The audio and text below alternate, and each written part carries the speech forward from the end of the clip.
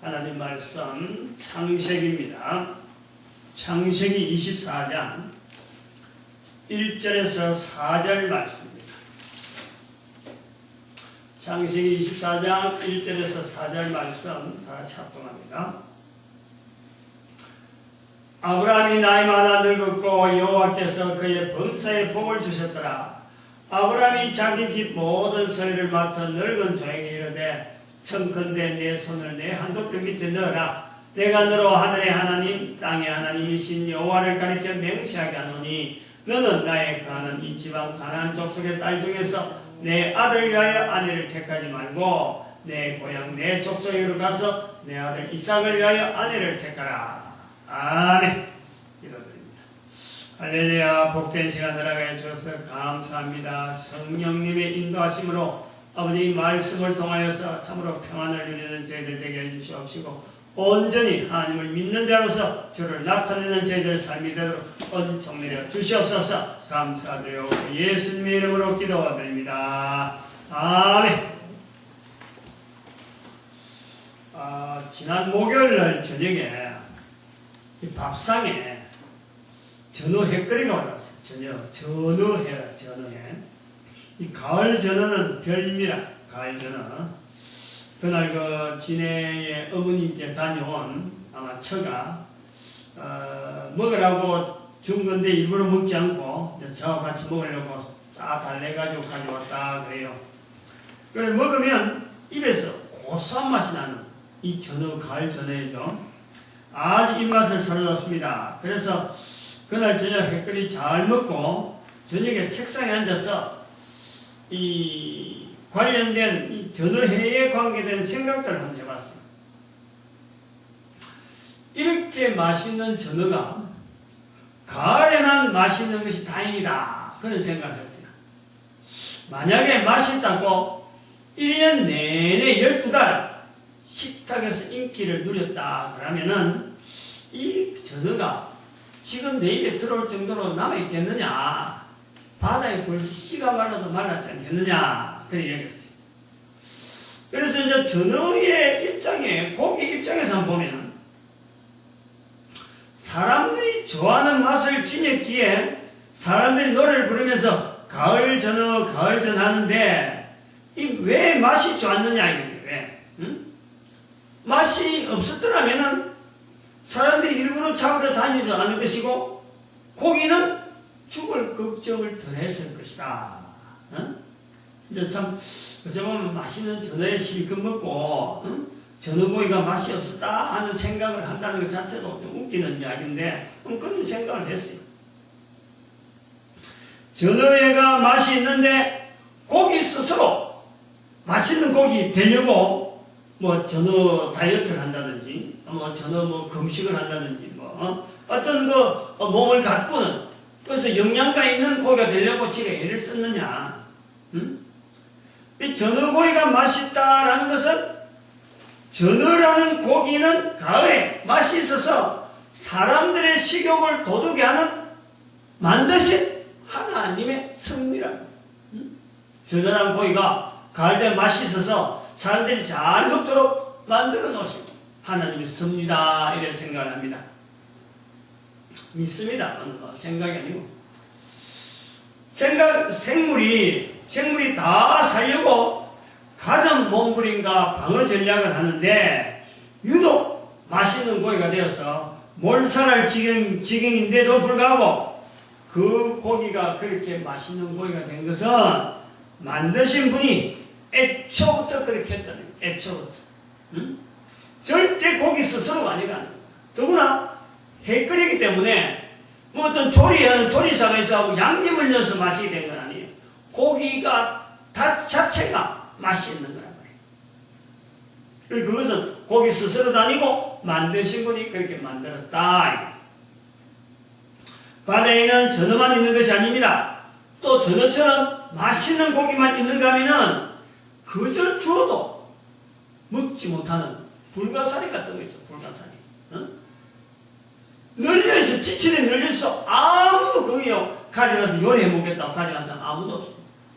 또 북어 같은 고기는 우리가 생선 종류를 다 몰라서 그렇지 북어 같은 고기는 잘못 먹으면 먹어 살겠다고 먹은 사람이 바로 죽는다니까. 북어 알 같은 거나 치사율이 대단하다. 조금만 먹어도 위험하고. 그리고 사람이 찾지도 않는 저런 생물들은 왜 저래 되었고, 맛있는 고기는 왜 저래 맛있는 고기가 되었느냐? 사람이 찾지도 않고 먹지 않으니까 그 개체수가 엄청나게 불어나서 사람들이 먹으려고 찾는 생물은 줄어들고 사람들이 전혀 먹지 않는 개체수는 증가해가지고 바다에는 사람이 먹지 못하는 생물들만 많아지는가? 그것도 안 그런 거예요. 그것도 아니죠. 사람이 먹지 않는 개체, 이 생물들은 바다의 다른 어족들이나 천적들은 그걸 또 집중적으로 공격하는 거예요. 그래서 사람은 좋아하지 않는 그 개체들을 오히려 다른 고기들이 먹어치우는 거예요. 근데 먹어치운 그 개체를 사람들이 좋아한단 말이에요. 그러면서 사람들에게 많이 잡혀먹는 맛있는 고기는 사람들이 먹지 않는 그 풍부한 먹이가 많아서 잡아먹혀도 계속해서 유지가 되어지고, 또 사람들은 찾지 않지만 다른 고기에서 먹히니까 이것이 밸런스가, 먹이 사슬이 유지가 되어지는 그런 모양으로 보는 거죠. 그러나 바다라는 환경이 무한대가 아니기에 일정한 개체수가 계속 존재하려면 1년이라는 단위를 통해서 맛 있을 때가 있고 맛 없을 때가 있어서, 맛이 없을 때는 번식하고 자라가고 번성해가는 그 기간으로 우리가 두어야 됩니다. 그러다가 가을때가 되면 맛있어가고 잡아서 먹는 가을저녁 하는 거죠. 바다에서 생산된다고 1년 내내 잡아들이면은 반드시 그 개체수는요 멸종하게 되어 있어요. 멸종한다, 멸종. 멸종이 될 수밖에 없단 말이에요. 생물들은 다른 개체와의 관계에 대해서 다른 개체가 나를 좋아하든지 싫어하든지 간에 이쪽에서는 좋아하면 저쪽에 싫어하고 이쪽에는 좋아하면 저쪽에 또 싫어하고 이런 관계가 되든지 간에 어쨌든 존재를 한다는 거예요. 그리고 그 존재라는 것은 인간을 제외한 생물들의 존재 이유는 단순합니다. 간단해요. 사람들에게 먹이가 되고 사람들이 좋아하는 음식을 위주로 해가지고 다른 모든 개체수가 밸런스가 맞아가는 거예요. 독이 있는 뱀, 독사라고 하더라도 사람이 전혀 접근하지 못하는 사자라고 하더라도 결국에는 이런 식물과 동물들의 관계에서 이 존재를 통해서 사람이라는 개체를 존재하게 하기 위해서 있다는 거예요. 동물, 식물들, 모든 생물들의 존재 이유는 사람을 존재하기 위해서 환경을 만들어주는 과정 중에 있는 거예요. 그러나 사람을 존재하기 위해서 있는 것이 하더라도 사람이 마음대로 죽여서 없애는 것이 아니라 사람이 존재하기 위한 먹이 사슬의 구조 속에서 생존이 되어지는 이 구조가 되어 있어요. 구조. 살펴보면요, 우리가 밥상에 올라가는 음식 하나라도 자세히 살펴보면 누가 이렇게 치밀하게, 그런 정확하게, 조직적으로 이런 구조를 만들어 놔서 내 밥상에 올라오는 밥톨 하나라도 우리가 유심히 살펴보면 그게 다 보이는 거예요. 지질로 감사가 되어지는 거죠. 감사가. 내하고 전혀 관계없는 환경에 살았는데 결국 내 밥상에 나를 살리기 위해서 이게 제공이 된다는 거예요. 감사가 아니 될 수가 없는 거예요. 바로 이런 누가 이렇게 치밀하고 정확한 구조 속에 사람을 하여금 70억이나 되는 이 인구가 살아가도록 이런 환경이 이대로 하셨는가? 그것도 다른 사람이 아닌, 다른 분이 아닌 사람을 지으신 분, 사람을 만드신 분, 바로 하나님이시라는 거예요. 맛있는 저녁 식사, 가을 저녁 헷갈리 먹은 사람이 지구상에 저 혼자만 아닐 것인데 저녁 밥상에 올라온 가을 저녁 잘 먹고서 이렇게 생각을 연결해보는 사람은 또 흔하지는 않을 거야. 제가 나이가 61살인데 61살 먹은 남자가 가을 탄다고 이런 생각 할 수 있어요. 그렇게 말할 것도 있지만 그러나 그것이 전부 다는 아니다. 제 자신이 봐도 새삼스럽다고 생각되어지는 생각들이죠. 새삼스럽다. 잘 안 먹던 전어회를 맛있게 먹어서 하나의 보답이 되기도 하지만 전어회 하나를 통해서도 이렇게 연결되어지는 환경이 그 결국 가면은 어떤 치밀하고 정확하고 그리고 인간을 하여금 사람 숫자가 많아져도 이게 존재가 되어질수록 먹을 거리가 끊이지 않도록 먹이 사실이 구조가 있다는 거예요. 그래서 감사를 하게 되는데 이렇게 생각되어지는 이것이 기본인데 이것이 어디서 기본으로 만들어지느냐 보면은 성경이라는 거예요. 성경을 통해서 이게 형성되어졌다 하는 것을 우리가 이야기를 할 수 있어요. 그리고 다르게 생각하면 누구든지 전어회 먹고서 생물들이 밥상에 오르는 그 과정을 내 식품 종류를 보면서 누구든지 그것을 보면서 만드신 하나님의 섭리 속에서 먹는 자기를 존재케 하신 그 저녁, 그 식탁, 그것에서 이거 참 귀하다 하고 감사할 수 있는 그런 환경이라면은 제가 새삼스럽게 없죠. 그것 그렇다고 해서 그런 생각을 성경을 통해서 되었다 말할 필요도 없는 거예요. 다 그래 한다면 그렇다. 근데 다 그래 안 하는데 내가 그렇게 되어진 것은 성경의 기록을 통해서 보고 또 듣고 자꾸 이렇게 연결해 보면서 이런 생각을 하게 되고 나이 61살임에도 불구하고 이런 고백을 할 수 있는 사람이 됐구나 하는 것을 고백하는 거예요. 지금 이 시간에. 그리고 한편으로는 이렇게 표현한다고 해서 내 자신이 뭔가 특별하다, 다른 사람하고 차별이 있다 이런 걸 나타내기보다는 누구나 이해를 해야 되는데 인간이라면 누구든지 말할 수 있는 내용임에도 불구하고 혼자서만 한다는 것 자체가 송구스럽다, 안타깝다. 왜 내 혼자 이렇게 해야 돼? 다 그래야 되는데 이게 성경이 그렇다는 게 아니고 성경이라는 내용을 빼고더라도 모든 인간들이 다 그렇게 생각할 수 있다면 왜 구독 성경이라는 연결을 하겠느냐? 안 하니까 제가 제 힘으로 되어진 게 아니고 성경에 기록된 것을 지금 빙자한다 이 말. 한편 오늘 주일 설교를 이제는 좀 패턴을 바꾸려고 하는 거예요. 그것을 지금 오늘 공포를 하려고 하는 거예요. 공포.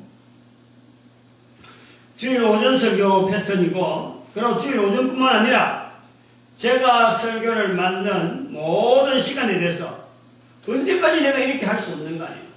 언제까지? 지금 나이가 60 안 한데 정리해야 될 때가 있다. 정리해야 될 시점이 없다. 가을이 되니까 이런 것도 생각하고 봅니다. 그래서 언제까지나 하는 형식의 식으로 무조건 갈 게 아니라 설교를 하지 못할 것에 대한 준비를 해야 되겠다. 그것에서 새벽 시간대, 주일 오후 그리고 수요일 저녁 여기서 어떤 한계를 일정을 한정을 해야 되겠다. 그런 취지를.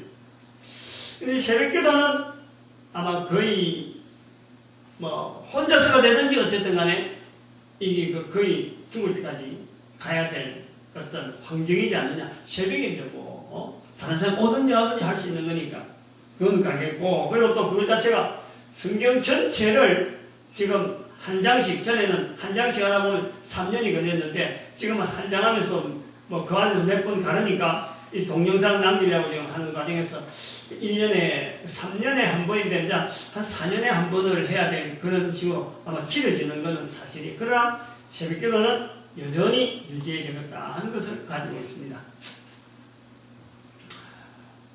그래서 주일 저녁은 지금 10편의 내용을 계속해서 이거 3년을 텀을 해서 계속 돌리는데 10편 한 권을 한 장씩 해갖고 근데 지난번에 동영상 처음 만들 때 그때 같은 오면은 그 이제 겹치면서 정리를 할 거예요.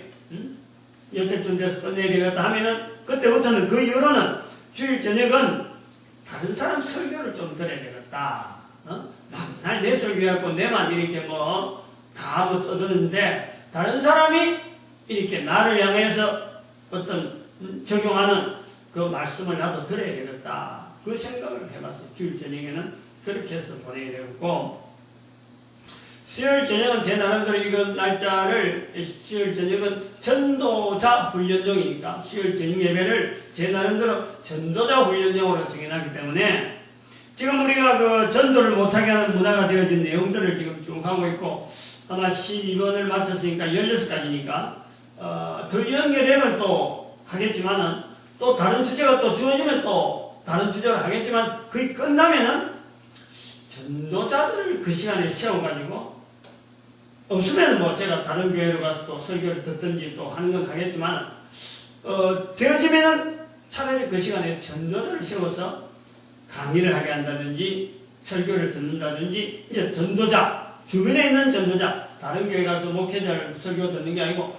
주변에 있는 전도자를 불러서 실제로 세워가지고 설교하는 시간, 아마 강의하는 시간, 그런 시간으로 좀 이렇게 응용해야 되겠다. 그래서 내 강의만 계속 동영상으로 잡을 게 아니라 이런 다양한 강의층들을, 강의자들을, 전도 강의자들을 좀 초청해서 설교하는, 설교를 듣는 그런 시간으로 해야 되겠다. 그래 보고 있습니다. 그러므로 이제 지금부터, 지금처럼 하는 이런 형태가 아마도 수요일 예배가 제일 먼저 바뀔 것 같아요. 그 다음에 주일 저녁.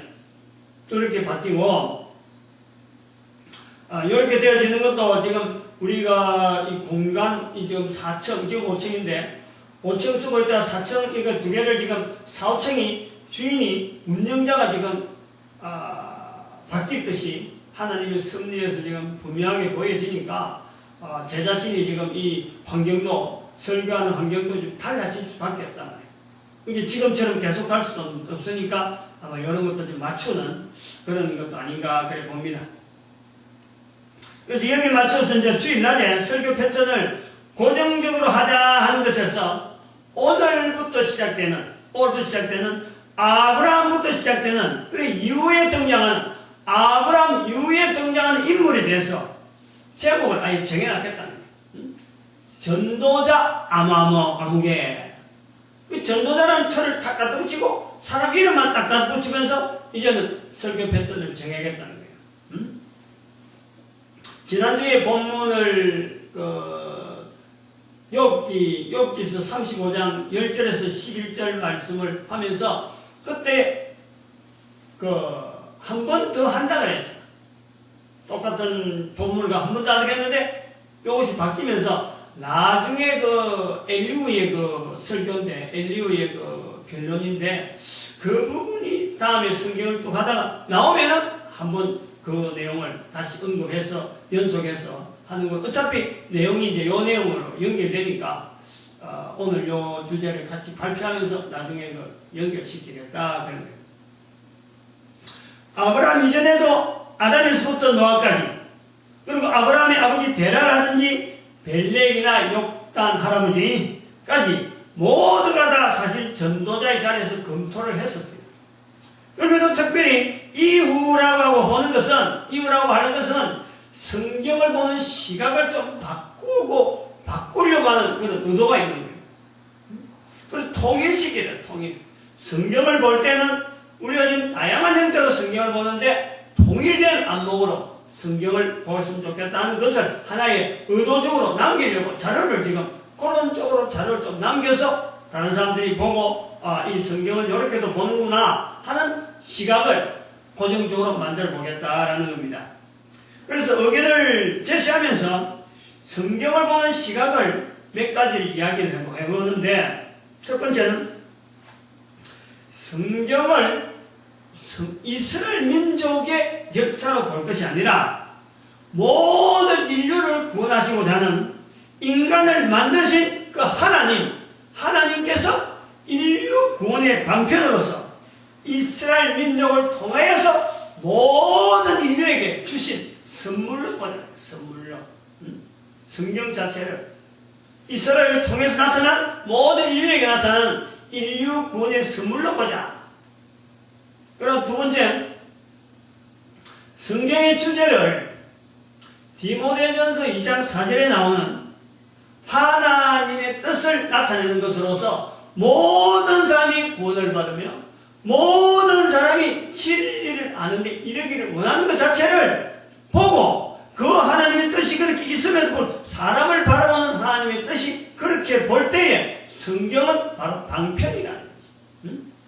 성경이 바로 하나님의 뜻을 나타내는, 뜻을 알아가는 하나의 방편이라는 방편. 그래서 세 번째는 성경을 통해서 인류 구원을 이루시면서 그 주체를 사람을 볼 거냐. 성경에 나타나는 수많은 사람이 있는데 성경을 볼 때 인류 구원이 분명히 주제가 되어진다면 그 주제를 이루시는 분이 누구냐? 많은 사람이 등장하지만 여기에 실제적으로 어떤 하나님께서 어떤 시대적으로 나타났다, 예수님께서 나타났다, 이런 건 분명히 있지만은 실질적으로 그 일을 추진하는 것은 바로 인류 구원의 주체자는 하나님, 성부 하나님, 성자 예수님, 성령 하나님, 이 세 분에 대해서 이것을 인정하는, 인정. 주체자를, 인류 구원의 주체자를 하나님으로 인정하는. 그다음 네 번째, 특히 인류 구원을 이루심에 인간이 도구로서 사용되어짐에 인간을 도구로서 사용할 수밖에 없는, 또 도구로 사용하는 전도 사역자의 총괄하시는 분이 성령 하나님으로 자꾸 표현하죠. 다섯 번째, 인류 구원을 이루심에 성자 예수님은 인류 및 각 개인의 인간의 근본적인 굴레인 이 죄의 문제의 해결, 죄의 문제를 해결하신 분이 분명으로 인정하고, 또 하나는 예수님을 통해서 우리가 또 하나 반드시 인정해야 될 거 하나는 인간의 죄를 인해서 인간에게서 하나님의 자리를 내어주고 오히려 인간을 죄의 노예로서 인간을 놀잇감으로 추락시키는 이 사탄의 정체를 예수님을 통해서 드러난 이 내용을요, 우리는 분명히 인식하자. 사탄의 정체를 인식하자. 그래서 이것을 성경에 나타나는 걸 보고 우리가 성경을 근거해서 사탄이 절대 인간 세상에 나타나지 않는 존재였는데 예수 그리스도께서 오셔서 인간에게 죄가 있음을 알게 하시고 죄 문제만 해결하면은 참으로 우리에게 어마어마한 이 존재 가치와 어마어마한 축복이 있는 이걸 알게 되어지고, 이 죄 때문에 가지고 노는, 우리 인간을 가지고 노는 바로 정체, 사탄의 정체, 그걸 바로 예수님께서 드러내, 그 모습을 드러내셨다는 거예요. 이 두 가지 문제를 예수님과 더불어서 반드시 우리가 연결하자. 그걸 성경에서 우리가 알게 되었고, 여섯 번째, 인간은 살아있는 존재이기에 우리가 살고 있다는 이 존재, 모든 동식물이 우리 인간을 살게 하기 위해서 지금 존재하고 있는데, 먹이를 구성하기 위해서 이 참 환경이 지금 조성되고 있는데, 인간의 존재 이유는요, 철저한 기회라는 기회, 절호의 기회라는 거죠. 두 번 다시 돌아오지 않는 인생의 긴 인생에 엄청난 기회로서 주어지는 이 찬스인데, 바로 이 찬스가 우리가 의식하다는 거예요. 우리 의식을. 그 이 찬스에서 결정되어지는 것이 바로 영원한 삶이 되어지느냐, 영원한 죽음이라고 할 수 있는 고통 속에서, 그거는 두 번 다시는 기회가 나타나지 않는, 바꿀 수 있는 기회가 없는, 지금 살아있는 이 기회만이 유일하게 우리가 사탄과 더불어서 가야 되는 그 길에서 영원한 삶을 바라고 향해 나가는 이 바꿀 수 있는 기회로 우리에게 주어졌다. 아주 절대적으로, 절실하게 우리가 이걸 인식하면서 살자는 거예요. 그것을 또 성경에서 본다는 거예요. 이 성경을 보는 바로 인간의 삶 자체가 절호의 기회.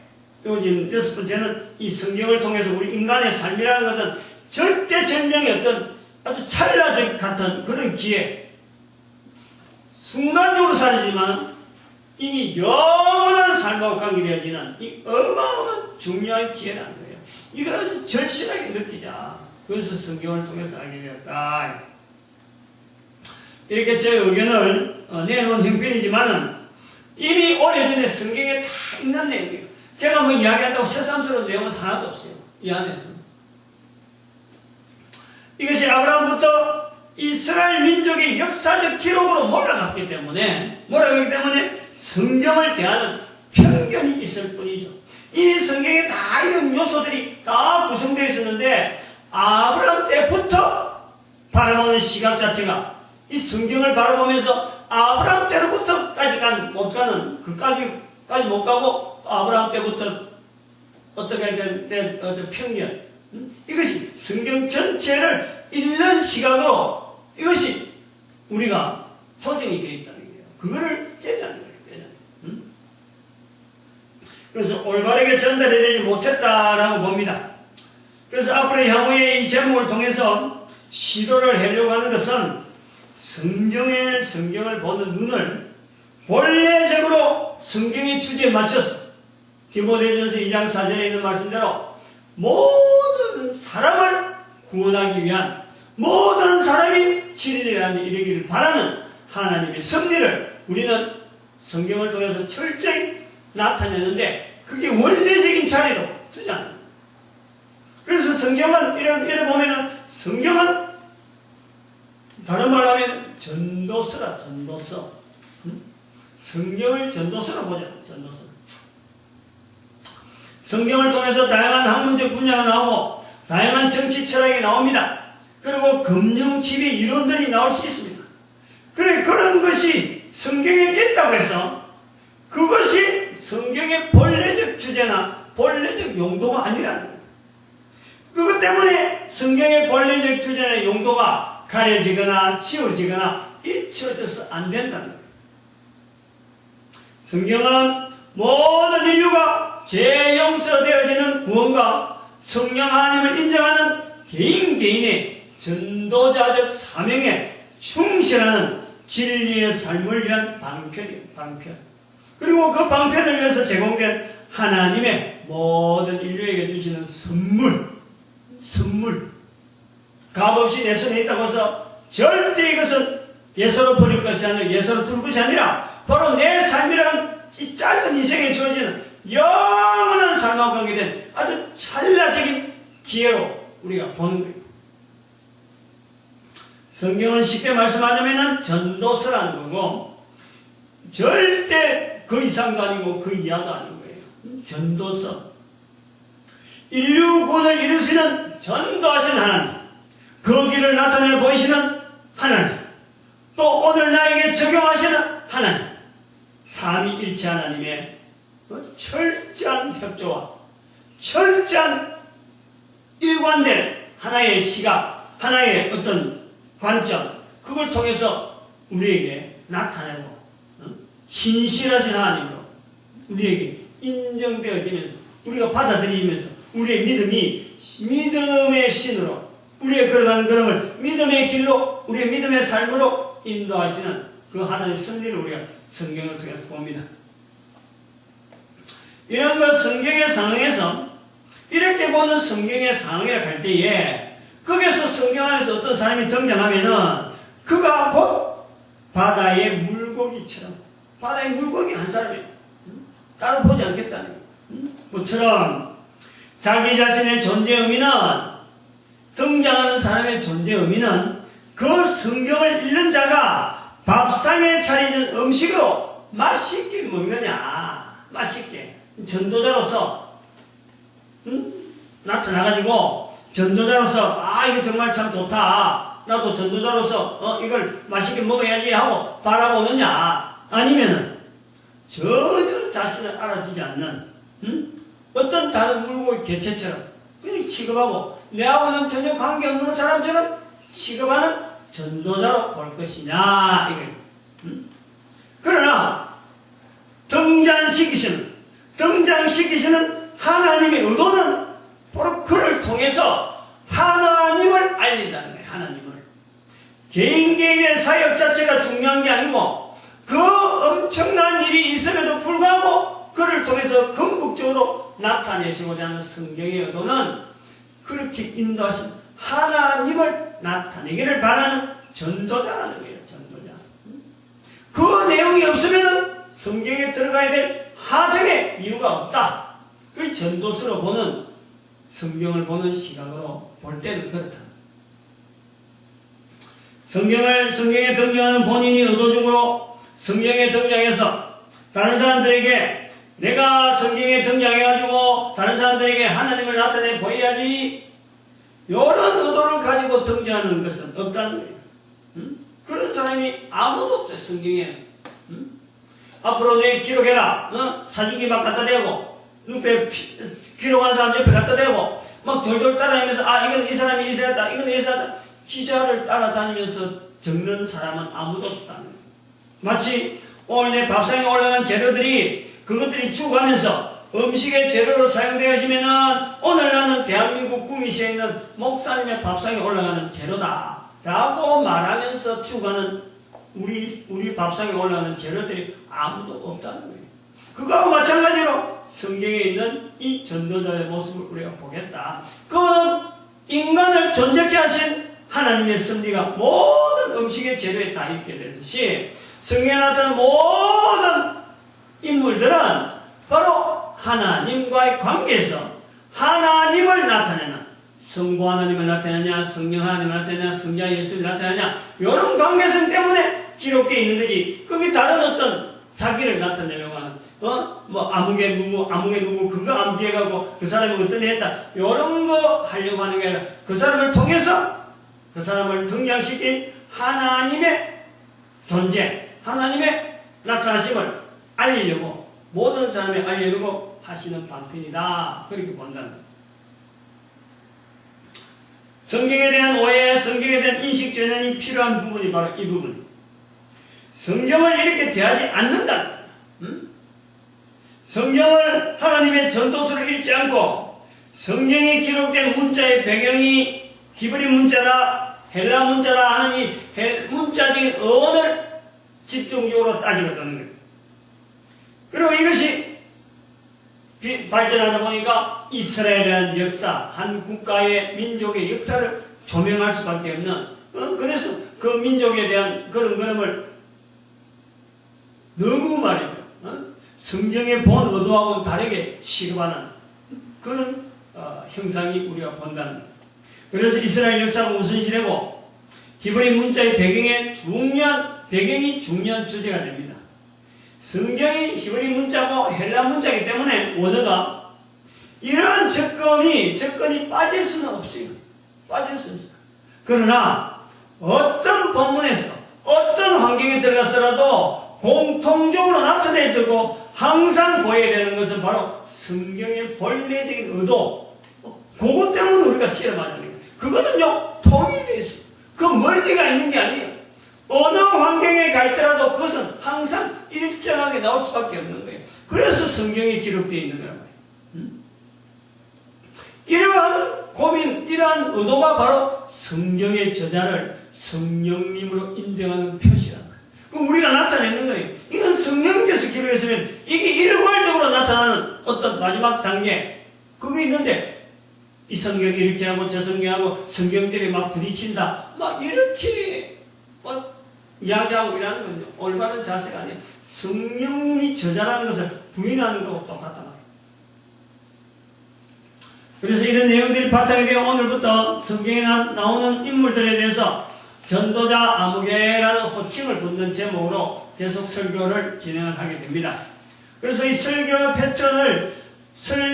패턴을 정하겠다 하는 것은 이 전도자로 붙여진 성경에 등장한 인물의 접근점을 일정한 포인트를 주겠다. 일정한 포인트. 이 사람은 이런 잣대, 이 사람 저런 잣대로 할 거냐 아니라 각 사람마다 전도자라고 불리기 때문에 전도자라고 부르는 것에 따라서 포인트를 두가지고 그 포인트에 맞춰서 점검을 하면서 이걸 한번 자료로 남기려고 해요. 세 가지의 관점, 점검 관점, 이걸 우리가 좀 정리를 해봤습니다. 세 가지. 전도자, 성경에 등장하는 자를 전체가 다 전도자로 두고 한 사람 특별한 사람을 이렇게 사람 이름을 들밀 때 전도자라고 붙였을 적에는 이런 관점을 두고 이제 설교 포인트를 잡든지 흐름을 잡겠다 하는 내용인데 세 가지 관점입니다. 첫 번째는 전도자로서 봐야 될 것은, 하나는 전도자로 봐야 될 것 중에 하나가 전도 언어, 언어를 어떻게 쓰느냐, 어떤 전도 언어를 이 사람은 가지고 있느냐, 요걸 보겠다는 거예요.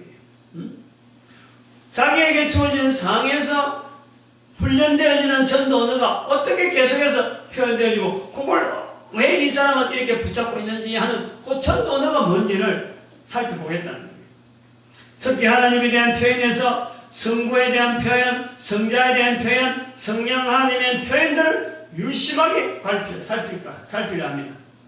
이 부분에서 우리가 중요하게 살피라는 이유가, 의도가 뭐냐니까, 아브라함에서부터 시작해서 예수님의 제자들, 사도 바울에 이르기까지, 그것이 우리가 살펴볼 수 있는 아주 중요한 어떤 관점이 뭐냐니까, 성령님에 대한 표현이 자연스럽더라는 거예요. 예수님의 시대에 사도들의, 제자들의, 예수님과 대화 속에서 예수님이 아버지와 아들과 성령의 이름으로 세례를 주라 했는데, 성령에 대해서 질문한다든지 이런 게 없더라는 거죠. 성령을 말로 거부하면 안 된다. 예수님께서 언급을 해도 성령이 뭐냐 물어보는 사람이 있고, 성령이 너에게 마시면 아버지와 나라 예루살렘과 온 유대와 사마리아 땅까지 내 증인되라. 성령에 대해서 거부하라. 성령복음 1장 16절에는 사도 바울이, 사도 베드로가 성령이 다윗의 입을 ը터라사. 성령이 고린도라든지 고린도 전서라든지 또 로마서에 있는 사도 바울이 얼마나 많이 성령에 대해서 이야기해요. 야고보서도 우리가 성령의 전이라고, 이런 고백들이 숱하게 나오는 이런 성령에 대한 표현이, 우리는 지금 성령을 너무너무 어렵게 쓰는데, 유대인들은, 예수님 당시의 유대인들은 너무 쉽게 쓰더라. 도대체 이것이 처음에 어떤 과정이 나오고 여기 낮춰서 이렇게 잘 쓰고 있을까? 우리가 바라는 거예요. 우리가 그걸 해야 되는데 안 되겠습니까? 그걸 좀 언어 사용에 특별히 이 부분을 좀 중점적으로 해서 도표로 혹시 어떤 트렌드를 나타낼 수 있으면 한번 나타내 보려고 하는 그런 것도 갖고 있어요. 관찰 기록을 한번 남길 수 있으면 남기겠다.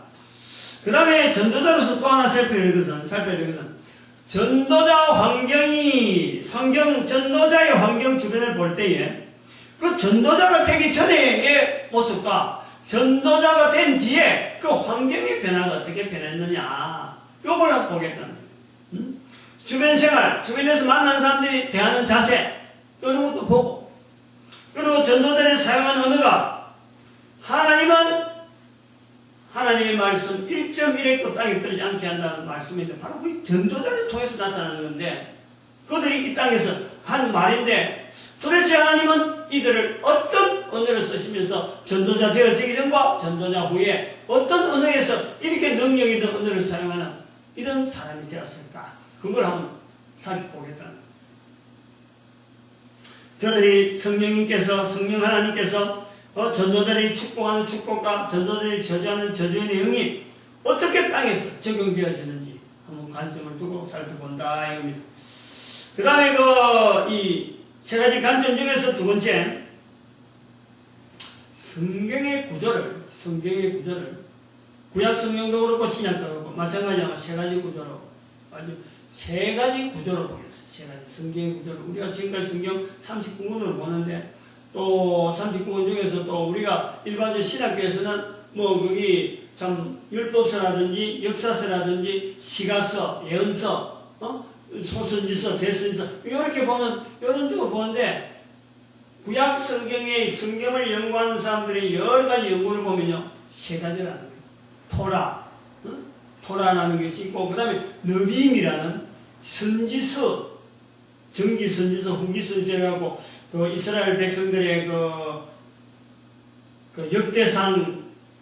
역대상하 기록 이전에 있는 그 선지들, 그 바벨론 포로 관계되어져서 그 처음에 나타난 후기 선지자, 이런 어떤 정기 선지와 후기 선지자, 이런 느비임이라는 게 있어요. 그 다음에는 케투빔, 성문서. 케투빔이나 느비임이나 토라카님 전부 다 이거는 히브리야, 히브리.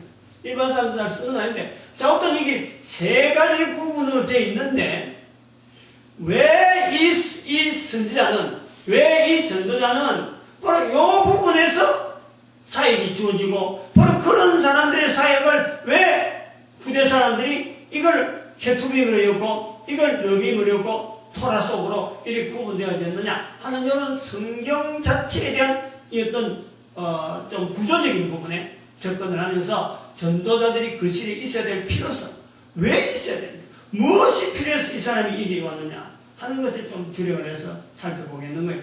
필요한, 그 사람이 전도자가 있어야 될 필요 요건에서 왜 하필이면은 이 시대에 이런 사람이 필요했느냐 하는 것을 한번 살펴보는 하나님의 어떤 시각에서 보려고 하는, 그걸 우리가 어떤 필요, 성령님의 필요, 그걸 우리가 한번 찾아보겠다라는 겁니다.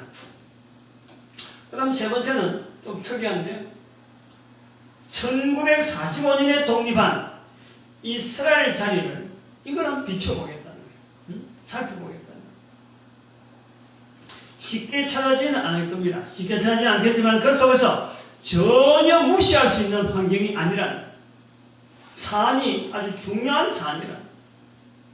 1945년 이전에 있었다면 이건 우리가 제외될 수 있지만, 적어도 우리가 1945년에 이스라엘이라는 국가가 독립이 되고 난 뒤인데, 그런 거인데도 우리가 1945년 이전에 있던 사람처럼 이스라엘의 자리를 우리가 그냥 무시하면 안 되겠다, 그런 사안으로 본다는.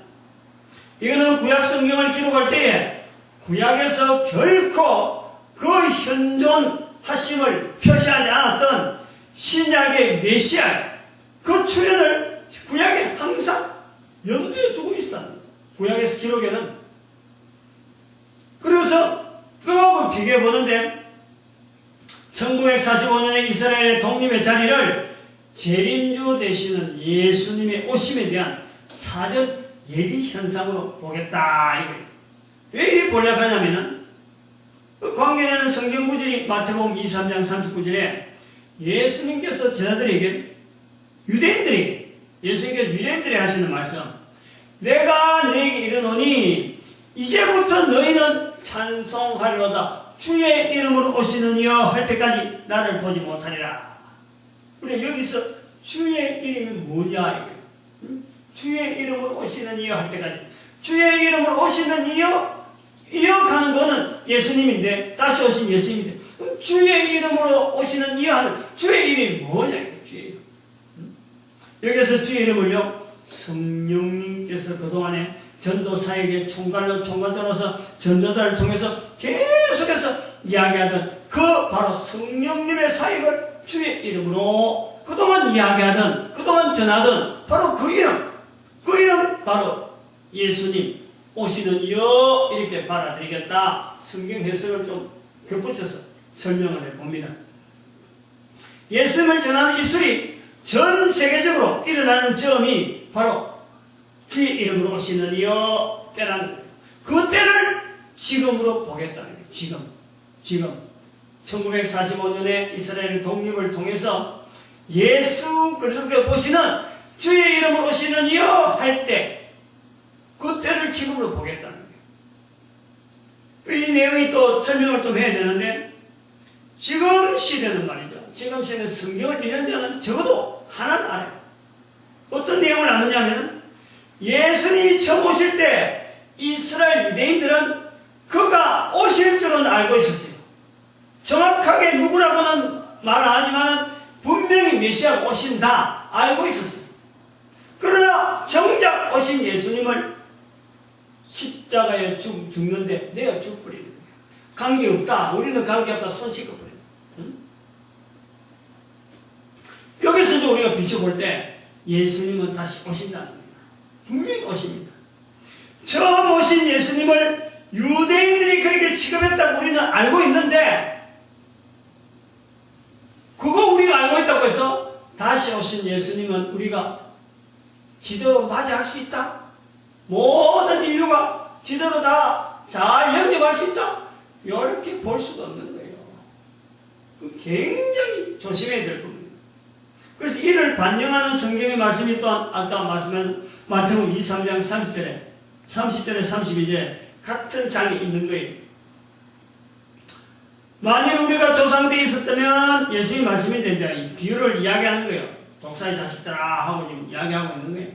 만일 우리가 조상되어 있었다면 우리는 저희가 선지자의 피를 흘리는데 참여하지 아니하였으리라 하니 그러면 너희가 선지자들을 죽인 자의 자손됨을 스스로 정감이로다. 너희가 너희 조상들의 피를 너희 조상의 피의 양을 채우라.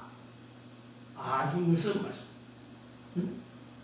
그러나 이게 무섭다는 것은 유대인들에게는 무슨 말씀이지만요 우리에게는 더 무서운 거예요.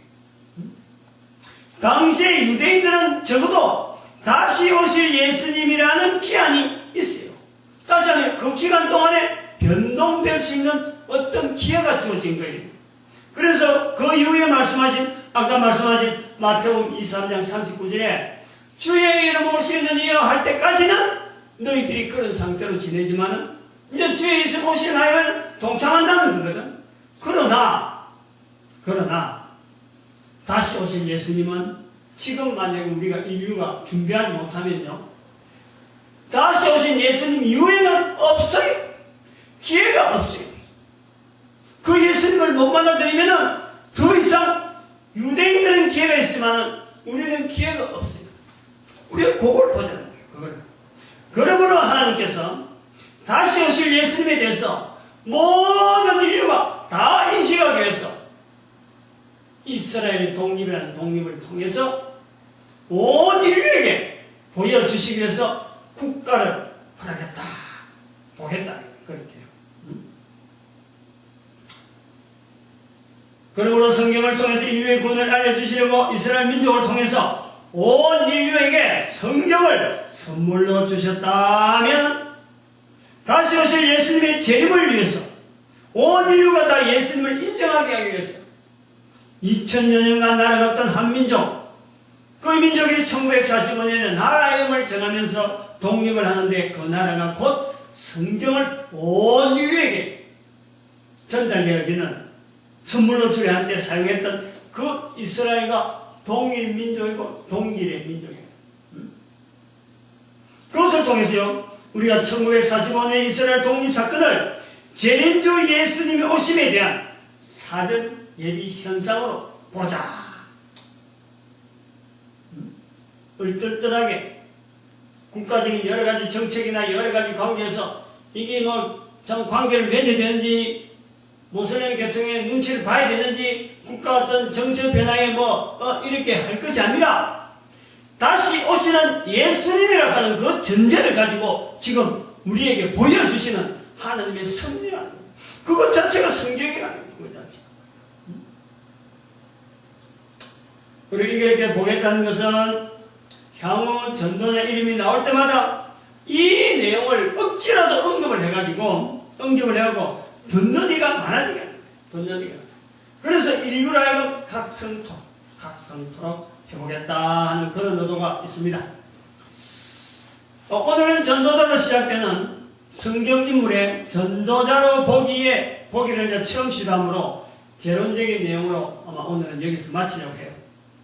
그래서 다음 주 같은 본문으로 전도자 아브라함을 이제 다시 하게 되는데 이런 주제를 이제 지금부터 하는 내용이 굉장히 중요합니다. 이런 주제를요 다르게 보면은 성경을 다시 기록하겠다 하는 의도가 있는 거예요. 기록된 성경만 가지고 하나님은 모든 사람이 구원 얻으며 진리를 하는데 이렇게 부족함이 없습니다. 그러나 하나님은 또 다른 한편으로 자연 만물을 통해서 성경을 못 읽는 사람들도 자연 만물을 통해서 알아주도록 성경 아니더라도 또 다른 성경을 이미 자연 만물에 두신 거예요. 인류 구원과 진리하는데 이러기를 원하셔서 두었단 말이에요. 그런데 지금 시대에 성경 문자로 된 성경 이거는 예수님이 오시기 전에 구약에 기록 기록된 성경, 구약 성경 기록할 때에 문자의 기록을 누가 앞으로 예수님 오시니까 이게 성경이 될 거니까 내가 기록을 남겨두겠다. 너희들도 기록에 남겨두라. 성경이란다. 성경이 된단다. 이렇게 알고 기록한 사람은 아무도 없어요. 구약의 기록 자체가 처음에는 너무 어설펐어요. 한 사람으로 시작했죠. 그 사람을 통해서 또 다른 성경을 또 첨가하다 보니까 구약에 39권이 있는 거예요. 구약에 39권이 있었는데 구약만 있었으면 원래 우리가요 성경이라고 할 수 있는 근거가 없습니다.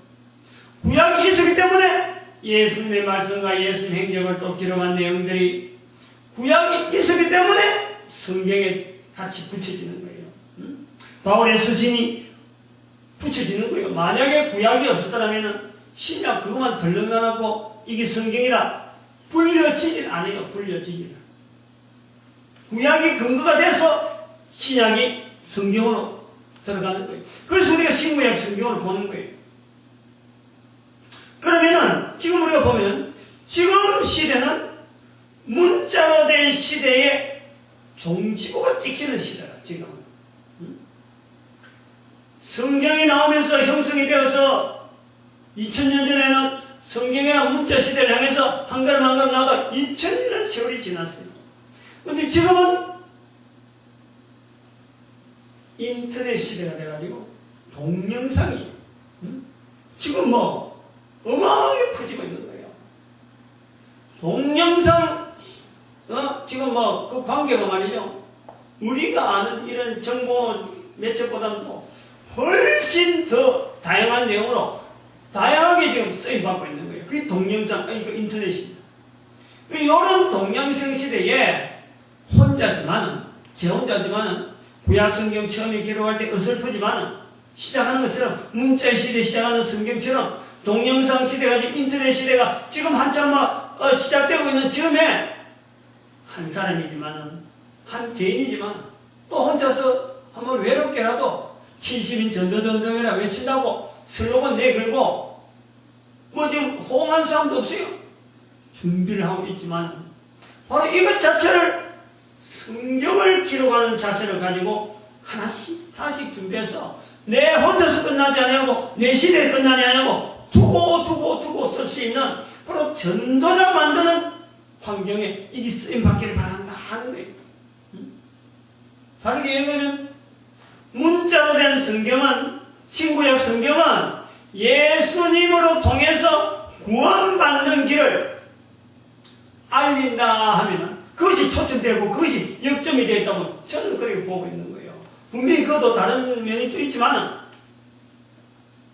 동영상으로 주어지는 이 성경은 예수 그리스도로 말미암아 구원받은 자로 하여금 가만히 있지 않냐고 입을 열어서 전도자가 되어지는데 전도자는 쓰임받길 바라는 거예요.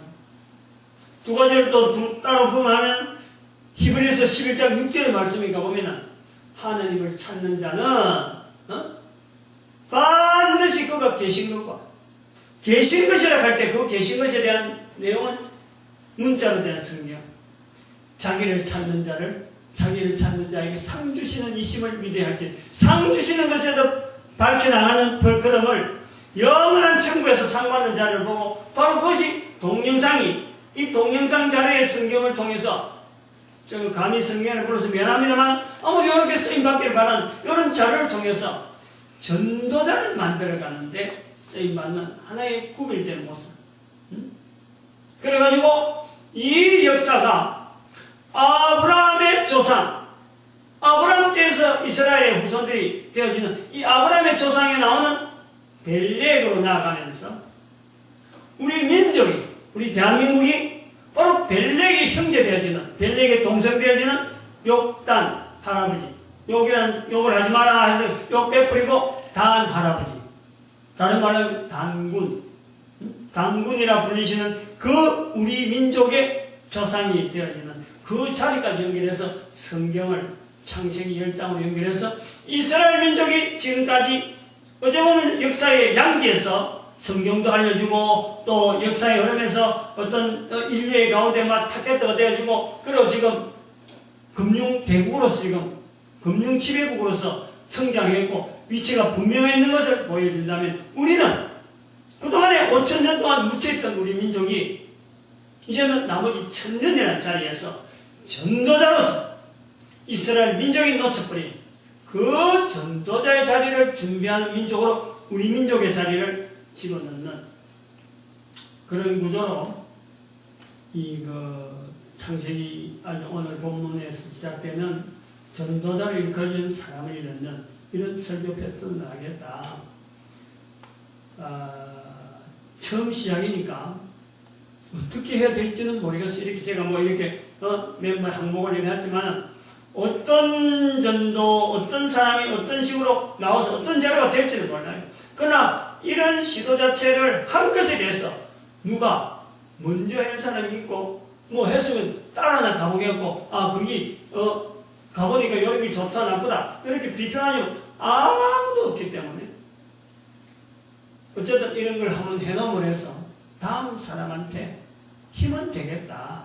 성경 보는 시각은 이렇게 할 수도 있겠다 하는 것도 아마 될 것 같아서 저를 인도하시는 또 성령님의 인도하심에 따라서 준비되어진다고 봅니다.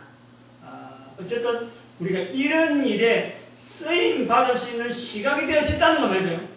이 시대 우리 대한민국이 하나님 앞에 감사해야 될 분명한 이유는 될 것 같고 후손들이 준비해야 되는데 더욱더 박차를 갈 수 있는 그런 시간이 되어지길 바랍니다. 기도합니다.